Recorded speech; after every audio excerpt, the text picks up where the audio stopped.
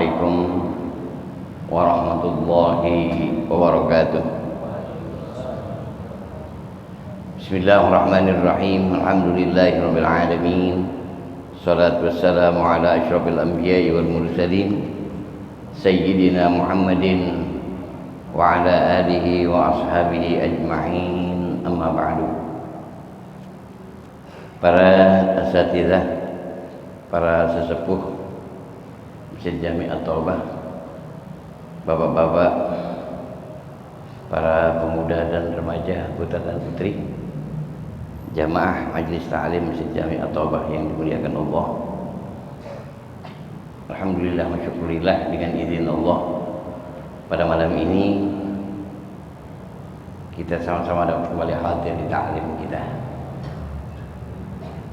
mengingat kitab Irsyadul Ibad ila Sabil Rasyad udah habis kita baca ya. Nanti tinggal ujiannya aja dah ya, untuk dapat ijazah. Pelajarannya udah habis. Makanya dalam kesempatan ini kita kembali kepada kitab fikih ya. Yang mau beli fikihnya, kitabnya namanya Sulamut Taufik. Sulamut Taufik. Ini sama dibaca Istiqomah juga kitab ini ya.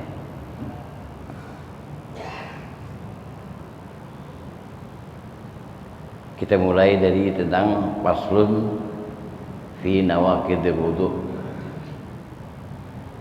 Pasal yang membahas hal-hal yang membatalkan wudu. Karena wudu merupakan salah satu syarat dari sah dan tidaknya salat kita.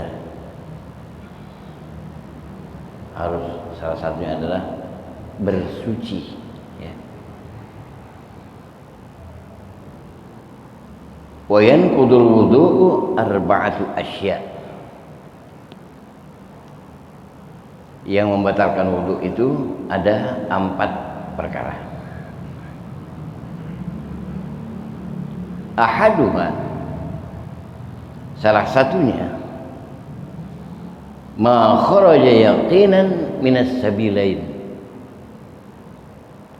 Keluar sesuatu yakin, jelas, nyata, terasa dan kelihatan melalui dari 2 pintu, melalui pintu depan atau pintu belakang, atau diartikan juga 2 jalan, jalan pintu depan atau jalan pintu belakang. Yang dimaksud dari alat vital atau dari anus. Dikatakan di sini ai min ahadihima, ai min qubulihi au duburihi, dari alat vitalnya atau dari duburnya atau anusnya. Ala ayyi sifatin kana, dengan sifat bagaimanapun adanya, walau nahwa udin wa dudatin, walaupun seumpama berupa kayu. Kayu apa? Mungkin dimakan bubur kacang hijau ya, ketelan kayu manisnya, akhirnya kayu manisnya itu keluar melalui anusnya, duburnya, dipegang keras-keras, ditarik kayu manis ya. Sedangkan dia ada wudunya, makanya itu dinyatakan wudunya batal. Aududatin, atau ulat, cacing. Beda kalau orang yang kremian, tahu kremian? Arif pernah kremian? Enggak. berarti kurang makan nasi ulam.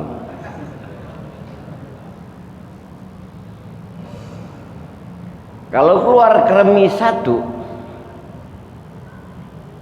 itu kan batal wudhunya. Sekarang kremian, keluar mulu. Habis wudhu keluar lagi, habis wudhu keluar lagi.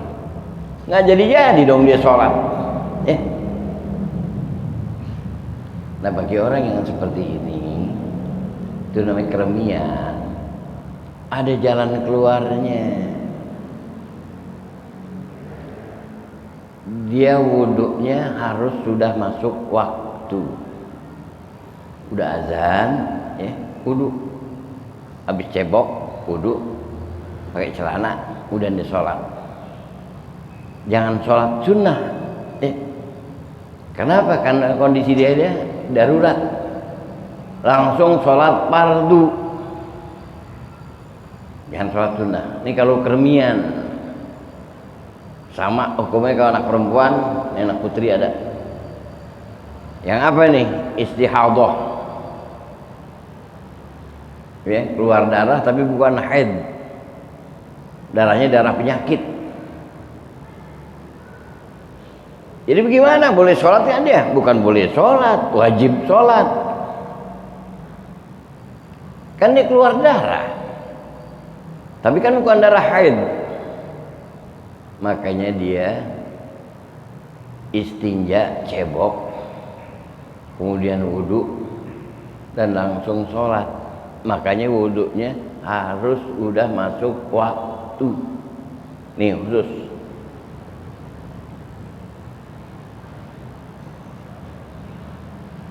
Kawan-kawannya tuh istihadah, kremian. Ada lagi yang sul baul, yang kencingin ntar mau keluar mulu, begitu. Bentar-bentar keluar kencingnya nggak ketahuan. Sama. Cebok, wudhu, sholat. Tapi tempat keluar kencingnya itu harus dibungkus. Terserah dah mau pakai pempes kayak mau pakai kerebongan kayak kan gitu. Bungkus. Nah ini dibolehkan dia, dinyatakan nggak batal wudhunya orang yang kita tadi itu, cuma dipakai buat sholat fardu aja, nggak pakai sholat sunnah.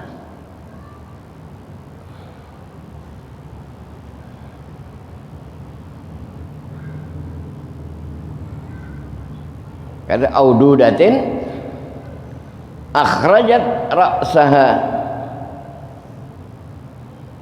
wa in raja'at wa rihin walau min kubulin. Artinya apa? Cacing ini mengeluarkan kepalanya meskipun cacing itu masuk kembali. Nah cacing keluar ngelongok, begitu ditangkap dimasuk lagi ke dalam, itu wudhunya batal, wudhunya batal. Udah keluar dimasuk lagi.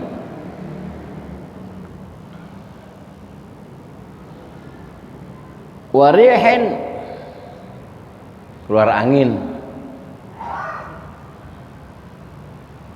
bahasa Sundanya kentut. Habis wudhu dikentut, itu wudhunya batal. Sekarang ada masalah lagi. Dia habis BAB, buang air besar, kemudian diistinja, dicebok. Setelah itu dia wudhu. Selesai wudhu, keluar angin, batal nggak wudhunya? Batal kan? Nggak bisa tuh dia langsung wudhu lagi. Harus apa? Harus cebok dulu. Karena apa? Karena dia habis BAB, anusnya masih basah. Dia khawatirkan tadi waktu dikentut atau buang angin atau buang gas, ada percikan sagon yang mental, yang gitu. Itu najis. Makanya dia harus apa? Cebok dulu, baru wudhu, baru sholat.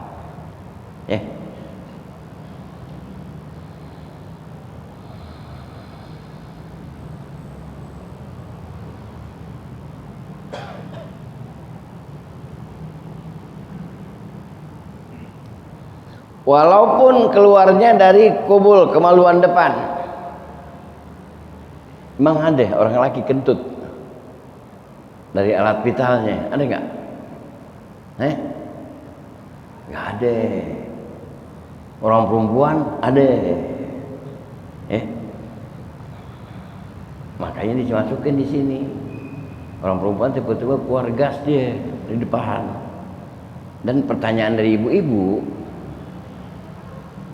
kadang-kadang dia nanya tuh pengajian, dia nggak kayak malu dah. Dalilnya ada media. Inna Allaha la yastahi an yadriba matalam ma ba'udatan fama fawqaha. Dibacain tuh dalilnya dulu, baru dinanya dah. Kenapa Ustaz? Kadang-kadang kita lagi sholat, tiba-tiba keluar suara dari alat vitalnya depan, bunyi plak aja begitu. Itu katanya keluar angin atau apa ya? Batal apa enggak? Ini ada dua versi.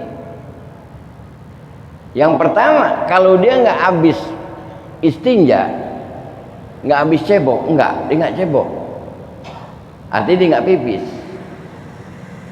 Kemudian lagi sholat keluar suara kayak tadi tuh, plak. Berarti itu angin, batal. Wudunya batal, sholatnya. Yang kedua, ada dia habis cebok istinja. Habis istinja, udah langsung dia wudu. Habis wudu dia sholat. Waktu dia lagi mau ruku, keluar suara juga, plek. Itu angin apa bukan? Yang dia nanya. Kalau angin pasti berasa. Kalau nggak berasa, bukan angin. Apa? Gelembung air. Sisa-sisa dia istinja. Makanya orang perempuan dianjurkan habis istinja dibersihkan, dikeringin, ya, sehingga tidak ada air yang mengendap. Yang tadi akan menimbulkan suara, menimbulkan apa? Keraguan di dalam sholat. Orang lagi harus tahu. Tahu di rumahnya istrinya nanya, kondisi kayak begitu. Kata lakinya, udah gue nggak tahu. Bisa ditegur sama bininya, makanya ngaji. Disuruh gitu dah, kan nggak enak. Jadi kewajiban tahu kita ya suami sebagai pimpinan rumah tangga, hukum-hukum menyangkut urusan wanita. Kelak kemudian juga akan punya anak, mungkin anak perempuan, akan nanya kepada orang tuanya. Kewajiban kita jelaskan, kewajiban kita beritahukan. Ini hukum, ya.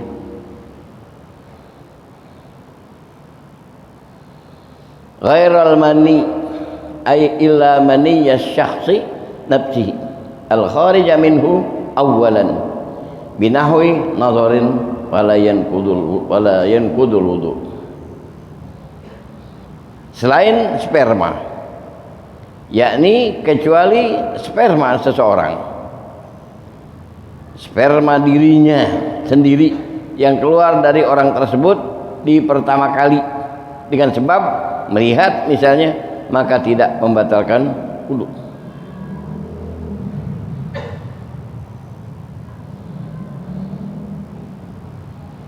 Kalau sperma nggak batalin wudu, wudunya nggak batal, tapi dia punya hadas besar. Paham tuh? Dia punya hadas besar. Kalau punya hadas besar, dia wajib wudu apa wajib mandi? Nih remaja punya hadas besar, nggak ngimpi, nggak lagi bengong aja, tahu-tahu keluar deh, kan begitu. Mungkin pintunya nggak dikunci, nggak ketahuan, keluar. Walaupun bighairi lidzatin, keluar. Maka itu hukumnya tetap, ya. Wudunya nggak batal, tapi dia punya hadas besar. Ini air mani diwajib mandi. Maka dikatakan li'annahu aujaba a'zamal amraini wa huwal ghuslu bi khususi kaunihi maniyan. Karena sesungguhnya air mani mewajibkan sesuatu yang lebih besar dari dua perkara, yaitu mandi dengan sebab keluar mani atau sperma dari kekhususan keadaannya sebagai sperma. Jadi dia nggak batal wudunya tapi wajib mandi.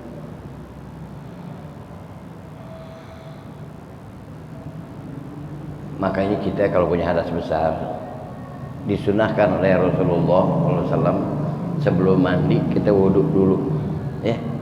Sebelum mandi wudhu dulu. Setelah kita wudhu kita mandi. Setelah mandi nggak pakai wudhu lagi, boleh nggak? Boleh. Selama saat mandi alat perasanya apa? Alat perasa ini kulit batnil kafi au butulil asabi. Ini alat perasanya nih, kulit tangannya nih tidak menyentuh alat vital ataupun dubur. Teriak dia, mana mungkin kan begitu. Saja kalau dia waktu cebok istinja dibersih-bersih dulu baru dia mandi, bisa aja dia nggak pegang. Tapi biasanya kita suka kangen, nggak enak nggak megang, ya. Jadi tetap habis hadas besar kita wudhu lagi, ya.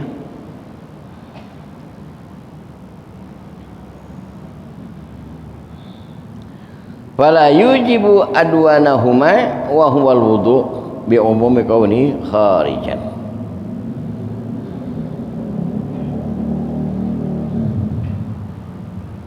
Maka tidak mewajibkan yang lebih rendah dari dua perkara itu, yaitu berwudu dengan sebab keumuman keadaannya sebagai sesuatu yang keluar.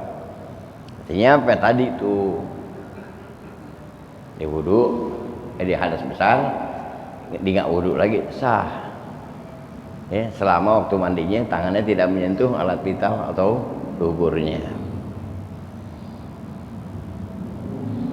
Wa yanqudul waladul jafu 'alal aujah khilafan lizarkashi li'anna fihi min maniyir rajul.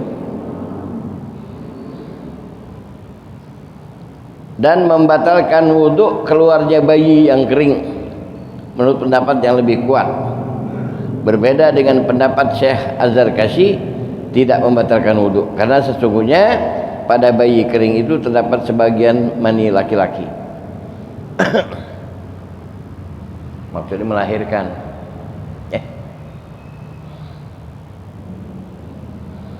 Ini Syekh Az-Zarkashi melahirkan bayinya kering. Keringnya gimana? Tidak disertai dengan darah, cuma bayi aja. Nanti bisa keluar bagaimana? Itu dikeluar bisa licin karena bercampur dengan sperma.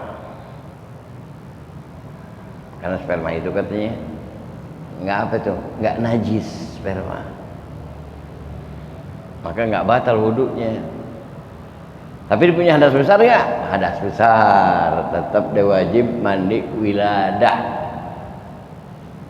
Hadas besar. Ingat nih remaja, mandi wiladah. Memang ada yang istilahnya bayi kering, ada. Siapa? Cuma satu orang sih yang dibuka oleh sejarah, Fatimah Zahra, putri Rasulullah sallallahu alaihi wasallam, lalu melahirkan bersih dari darah. Makanya hari ini Bapak melahirkan jam 5, selesai melahirkan dinyatakan suci, maka diberi nama Az-Zahra, bunga. Di samping itu keunikan Fatimah, headnya cuma sekali seumur hidup. Saat menentukan tentang balik dan belum balik, menyatakan bahwa Fatimah Zahra sudah balik, haid pertama. Setelah itu nggak pernah haid lagi, habis melahirkan langsung suci. Di sini ada yang begitu, belangganan sama bidan, beranak mulu gini, nggak pakai haid.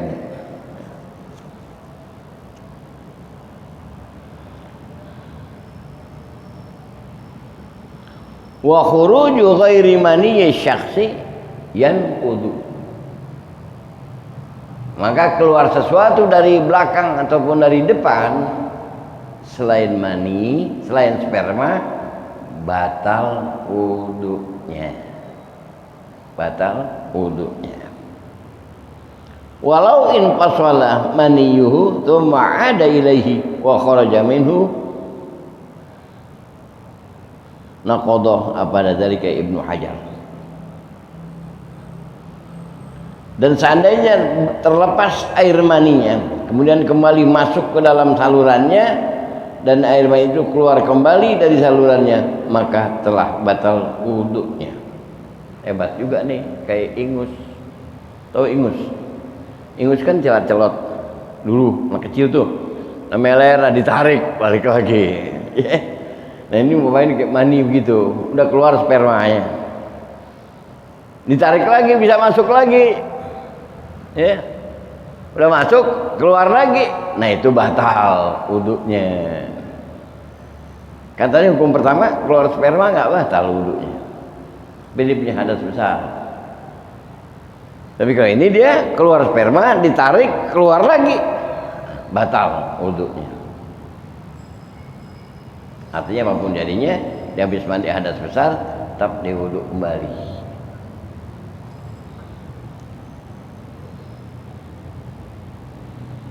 Wa thaniha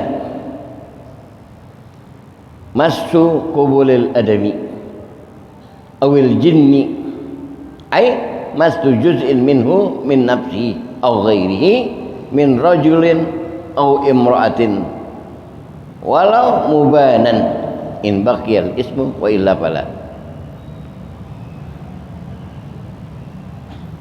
Yang kedua yang batalkan wudu adalah menyentuh alat vital anak Adam, manusia atau bangsa jin.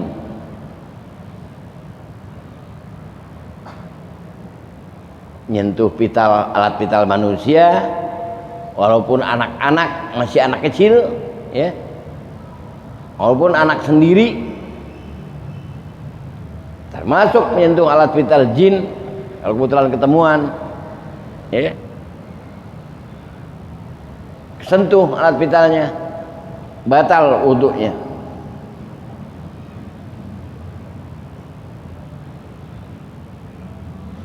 Jadi menyentuh sebagian dari kubul dari dirinya sedikit nih,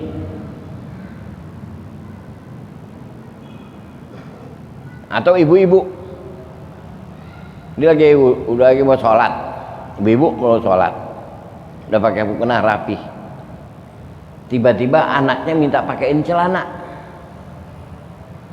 karena pakein celananya sambil ngomel marah-marah, lagi mau sholat ada-ada aja, pakai ini keburu-buru, terus kecolek alat vital anaknya, batal, ya, wudunya.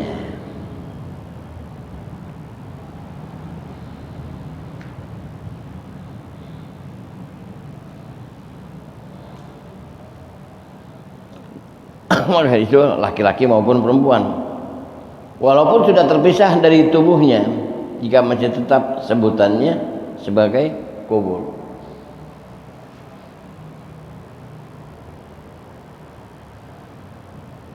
Maksudnya terpisah dari tubuhnya apa? Taruhlah ada yang kecelakaan, ya, hanya tinggal sebagian tubuhnya saja, tapi termasuk itu ada alat vitalnya. kesentuh. Kesentuh aja batal, apalagi disentuh. Ya. Ini bagian depan.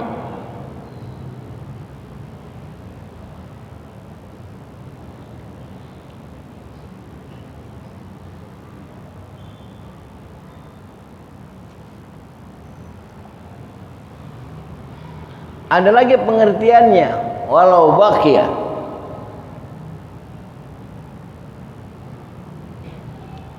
Al-ismu wa illa fala. Ada orang habis sunat. Karena kan dengan kulub tuh kan penutupnya. Dia habis sunat. Anaknya habis sunat. Kalau sunat di bengkong kan ada dikebuang di situ. Bapaknya lagi mau jalan sholat, kepijak ke sendal, kaget dia, licin. Dilihat ini pegang, ini apaan nih? Oh tadi bekas anaknya sunat, ya, ya ada. Itu kan ada kepisah di tubuhnya. Tapi asalnya kulub, daripada kulub alat vital, itu batal wudunya. Versi keduanya itu.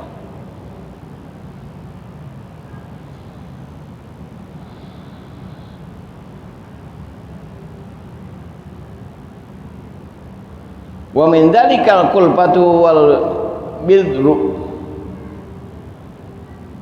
wa huwa lahmatu fi a'lal farji haitsu kana muttasilaini wa illa wala naqda bimasihima.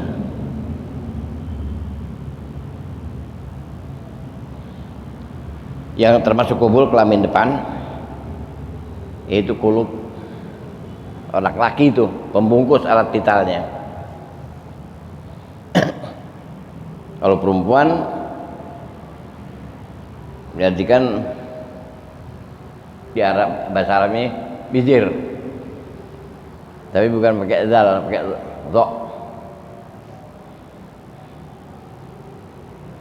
Itu klitoris apa namanya dalam bahasa itu.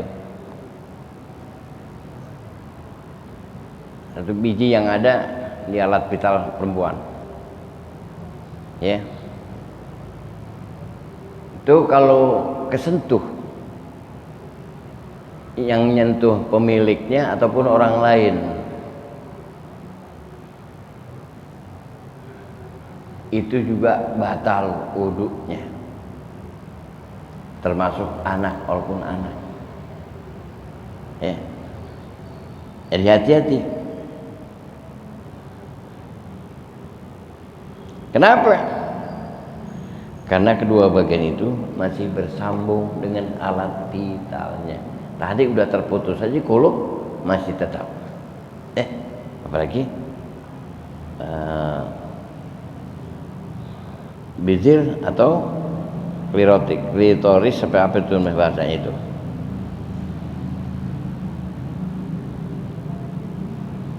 Au masu halqati duburihi ail adami wa kadza al jinni, atau menyentuh lingkaran duburnya, yakni kemaluan belakang. Begitupun kemaluan belakang bangsa jin. Jadi ini menyentuh pintu dubur. Ini udah habis wudu, tapi belum pakai celana. Rupanya gatal di pantatnya. Garuknya kekasaran, tangannya kepleset, mentok, kena duburnya, anusnya, itu juga batal wudunya.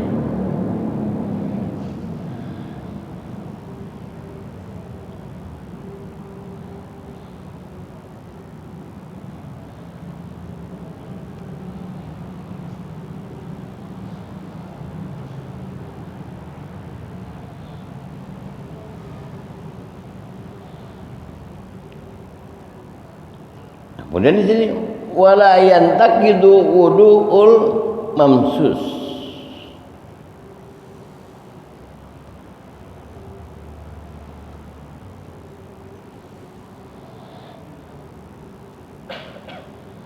tidak batal wudunya orang yang disentuh. Orang yang disentuh nggak batal wudunya.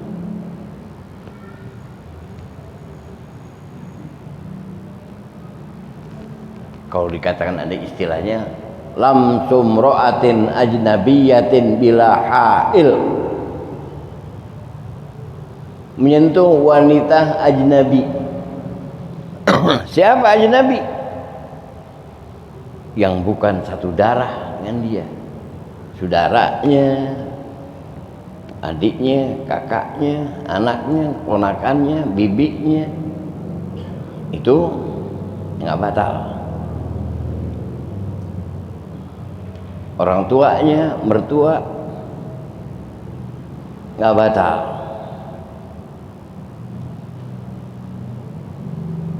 Tapi kalau istri batal untuk Syafi'i, batal. Kan katanya harimnya, tapi kan muakkad, nggak permanen, makanya batal. Justru dengan istri itu kita menyentuh ada getaran. Kalau sama saudara kandungnya nyentuh ada getaran, istighfar, musibah. Ya.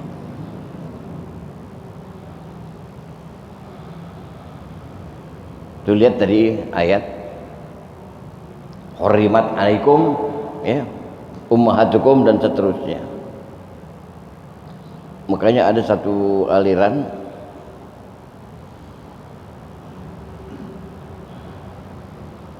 sama mertua batal. Tapi kalau lihat dari ayat wa halail abnaikum, halail ini halilah, istri dari anakmu, berarti kan menantu. Istri dari anakmu berarti menantu. Dan sampai kapanpun si bapak ini walaupun menantunya udah janda, tetap dia nggak boleh nikah dengan mantan menantunya. Sudah dinyatakan apa? Al-Quran yang melarang. Maka hukumnya apa? Nggak batal wudhu. Kalau wudhunya batal berarti punya minat si mertua mau nikah memantunya. Naudzubillah. Nggak batal. Yang batal ipar. Tahu ipar? Saudaranya istri atau saudaranya suami, itu yang batal.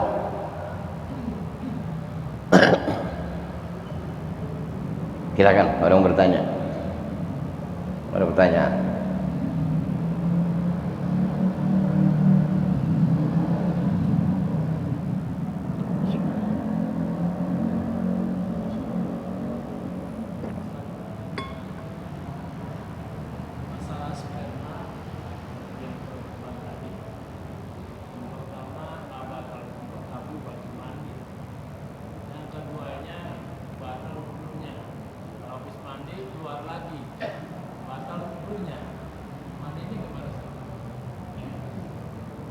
Habis mandi sperma lagi, sama kan, keluar sperma kan nggak batal wudhunya, tapi dia wajib mandi. Iya, mandi lagi, insya Allah 3 kali keluar bersih dia, putih kulitnya.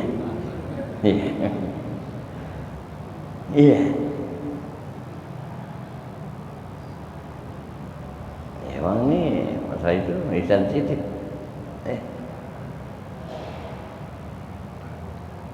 Nah tadi masalah yang disentuh nggak batal, ya.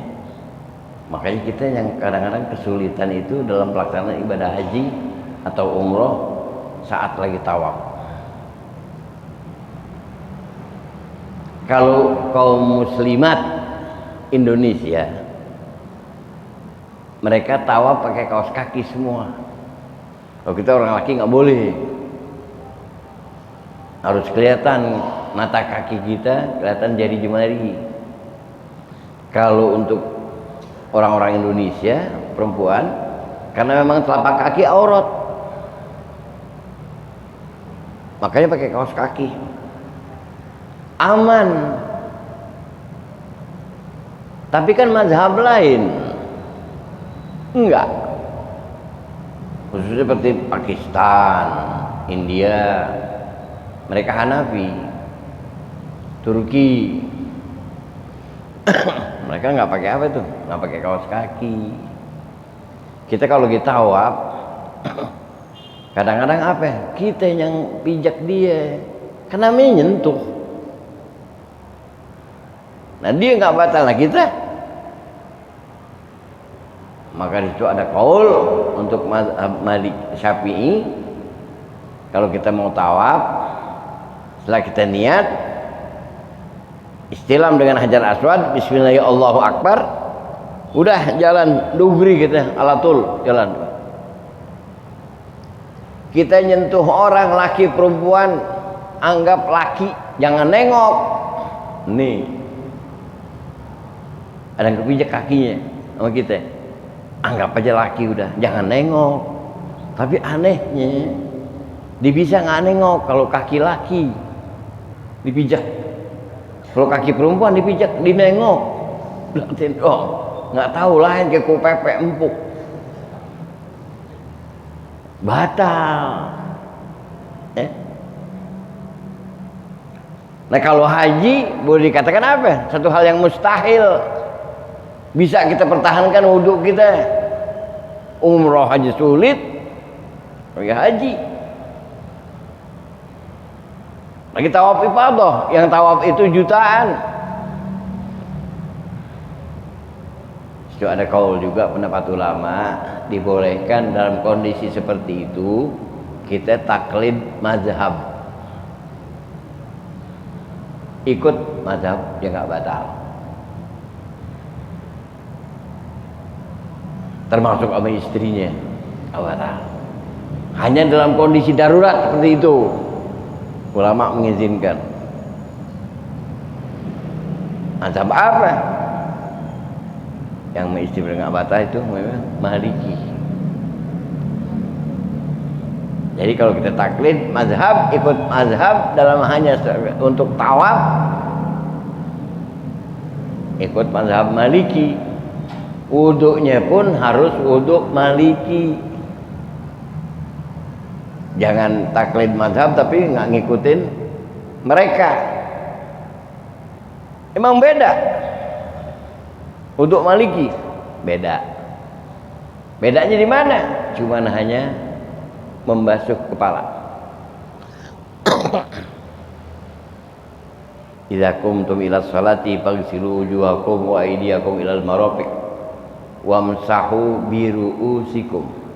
Cuman di situ tuh perbedaannya. Bi ru'usikum. Kata Imam Syafi'i, lit tab'id, sebagian kepala. Makanya kita berikan basahin ubun-ubun aja, atau samping sini nih, di sini nih, boleh. Tapi kata Imam Malik, biru usikum, baknya itu lil jami', semua kepala. Makanya Imam Maliki kalau wudu basahin kepala, semuanya dibasahin. Tempat saya belajar mayoritas mazhabnya Maliki. Libya, Aljazair, Tunis, Maroko, Sudan, dan mayoritas Afrika. Hanya Mesir ya, banyak Syafi'i. Mesir.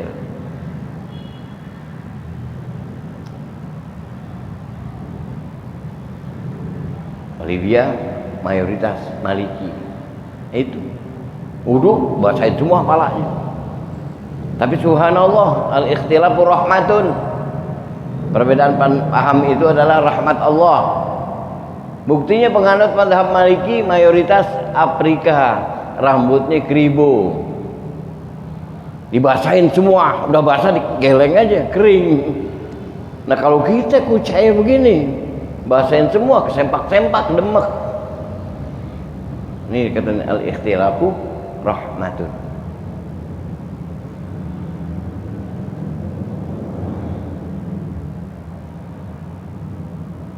Di Syria Hanafi. Saya 4 tahun di Syria, bergumul dengan saudara-saudara kita yang mazhab Hanafi.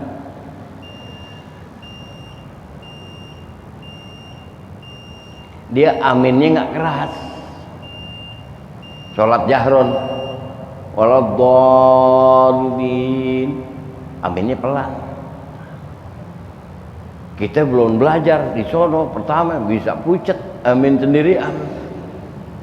Ya.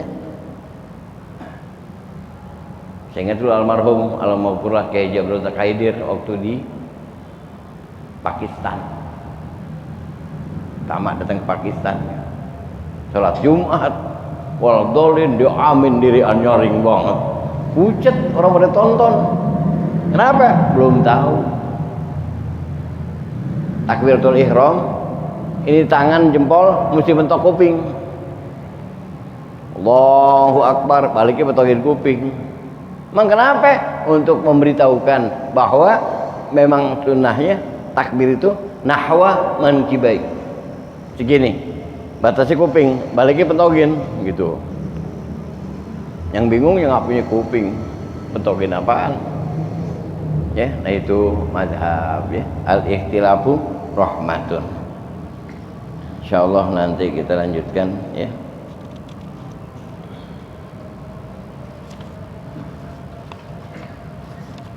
Ada pengumuman nggak remaja? Silakan.